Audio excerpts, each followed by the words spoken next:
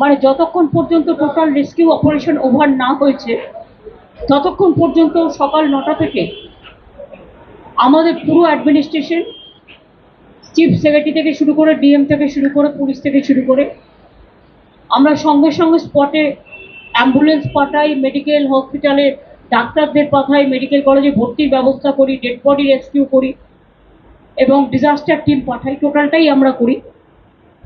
তারপরে after operation আমি সকাল থেকেই চেষ্টা করছি ফ্লাইটের, কিন্তু ফ্লাইট পাইনি। আমি এত দুর্দশা ফ্লাইটের এটা জানতাম না যে একটা নর্থ বেঙ্গলে যেতে গেলে 12টা 40-এর ফ্লাইট সকালে বুক হয়ে গেছে, তারপর মাঝে একটা ফ্লাইটও নেই, অথচ আমরা ফুয়েল চার্জ ফ্রি করে দিয়েছিলাম। এবার আমি ভাববো, তার কারণ হচ্ছে গ্রোথ নাম্বার 1 থাকবে, আমাদের এখান থেকে ফ্লাইটে সব তেল নেবে বিনা পয়সায়, সারা ভারতবর্ষ সারা পৃথিবী ঘুরে বেড়াবে, আর কলকাতার ফ্লাইটগুলো তুলে নেবে, নর্থ বেঙ্গল যাওয়ার ফ্লাইট তুলে নেবে, একটা যাতায়াতের পর্যন্ত জায়গা নেই। আর আমাদের সরকারি যেটা আমরা জয়েন্ট ভেঞ্চারে চালাই সেটাও আমাদের না বলে চলে গেছে বাইরে, নেই, কেউ নেই। সুতরাং অনেক চেষ্টা করার পরে আমরা বেলা 12টা নাগাদ ইন্ডিগোতে বুক করি এবং সেখানেও আরেকটা মিস ইনফরমেশন আমাদের দেওয়া হয়েছিল, এয়ার ইন্ডিয়া আছে, পরে বলেছে বলো টিকিট পাওয়া যাচ্ছে না। আমি জানি না কি চলছে দেশে। অ্যাডমিনিস্ট্রেশনটা যদি এত ল্যাক অফ নেগলিজেন্স, এত ল্যাক অফ নুসেন্স হয়, নুসেন্স মিনস নেগলিজেন্স। রেলে বারবার অ্যাক্সিডেন্ট, আপনারা জানেন এর আগে পুরীতে যেটা হলো সেটাও আমি গিয়েছিলাম, এখনো ওখানে মনে হয় প্রচুর ডেড বডি পড়ে গেছে যাদের কোনো আইডেন্টিফিকেশন হয়নি, হয়তো এক রেটে পুড়িয়ে দেবে, অথচ যাদের গেল তারা গেল। দেখুন, অ্যাক্সিডেন্ট হতেই পারে, অ্যাক্সিডেন্ট কারো হাতে নেই, এটা ফ্যাক্ট, কিন্তু সাথে সাথে এটাও ফ্যাক্ট অ্যান্টি কলিউশন ডিভাইস আমি তৈরি করে দিয়ে এসেছিলাম। এই যত দেখছেন কলকাতা মেট্রো থেকে শুরু করে, বেহালা থেকে শুরু করে, যত নতুন মেট্রো, যত এবার এই যে গঙ্গা কি যেন বন্দে গঙ্গা টঙ্গার কিসব নাম দিয়ে যেন চালাচ্ছে বন্দে ভারত, এটা দুরন্ত একমাত্র স্পিড আপ হয়েছিল আফটার রাজধানী। সেটা কোথায় আমি জানি না, হয়তো সেটাকেই নকল করে একটা যেটুকু না করেছে তার থেকে বেশি ভাড়া বাড়িয়েছে।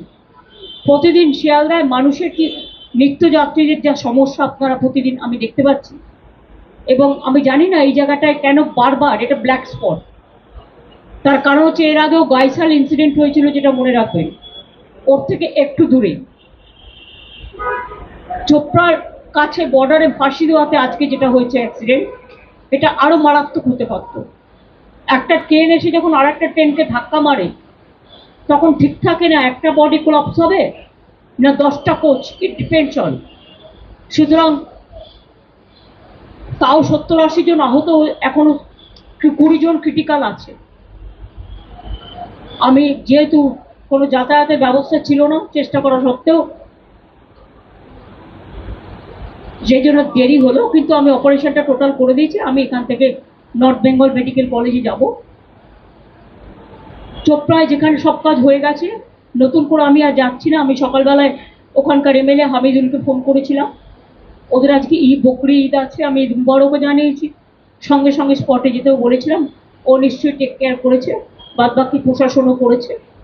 আমি নর্থ বেঙ্গল মেডিকেল কলেজটা করব, করে আমি তারপরে রাতে আমি শিলিগুড়িতে নিশ্চয়ই থাকছি না, কারণ আমি একটু কুচবিহার চলে যাবো ডাইরেক্ট, কারণ কালকে আমার দুটো কাজ আছে, আমি ওটা করে তারপরে আবার কাল সন্ধ্যের পরে ফিরে আসবো। এইটুকু প্রোগ্রাম।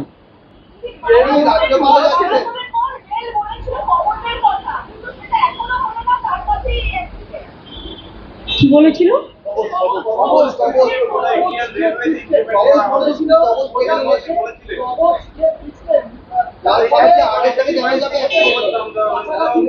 এই শুনুন, অ্যান্টি কলিউশন ডিভাইস নামটাই অ্যান্টি কলিউশন ডিভাইস, ওরা কিসের কি নাম দেবে তা আমার দেখার দরকার নেই। অ্যান্টি কলিউশন ডিভাইস আমি যখন রেল মিনিস্টার ছিলাম তখন করেছিলাম, এবং এর জন্য আমি কোঙ্কন রেলওয়েকে কাজে লাগিয়েছিলাম, মুম্বাইতে, গোয়াতে, আমি নিজে মাডগাঁওতে গেছিলাম।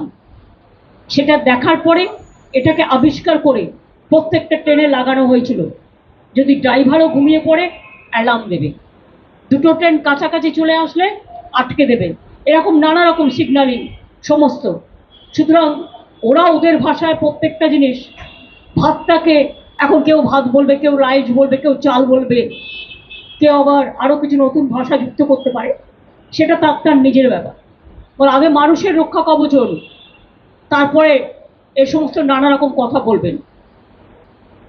রেলে একটা শ্রী ছিল, আজকে তো আমি অনেককে শুনেছি, এটা ক্রিটিসিজম নয়, এটা একান্তই প্যাসেঞ্জার অ্যামিনিটিস এত কমে গেছে যে যাত্রী নাইট জার্নি করে, এমনকি যেগুলো স্লিপার কোচ, এমন বিছানা দেওয়া হয় শুতে, তাতে নানা রকম ডার্টি থিংস থাকে, বাথরুমগুলো পর্যন্ত ক্লিয়ার করা হয় না। Food quality also became very bad. আর এখন আর বলবো রেল ডিপার্টমেন্টও নেই, ওই ডিপার্টমেন্ট মানে ইয়াও হয় ওয়াও হয়।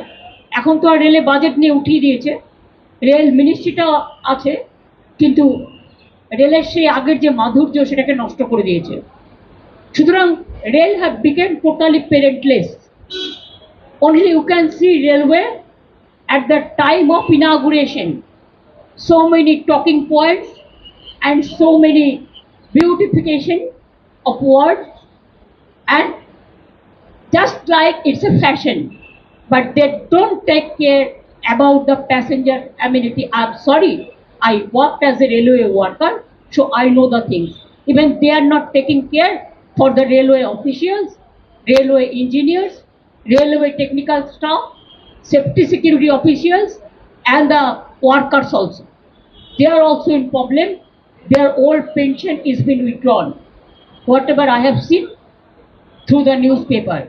But totally, I am totally with the railway employees and railway officials.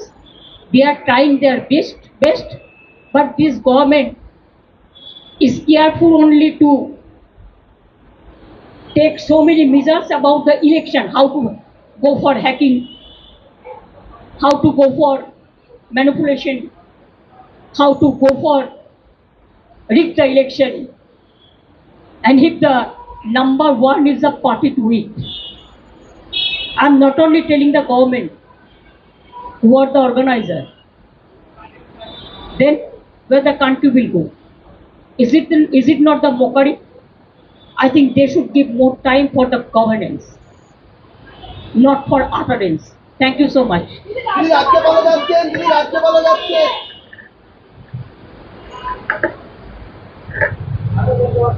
আমাদের ভিডিও ভালো লাগলে লাইক এবং শেয়ার করুন, কমেন্ট সেকশনে গিয়ে জানান আপনাদের মতামত। আরও ভিডিও পেতে আমাদের চ্যানেল সাবস্ক্রাইব করুন এবং প্রতি মুহূর্তে খবরের আপডেট পেতে প্রেস করুন বেল আইকন।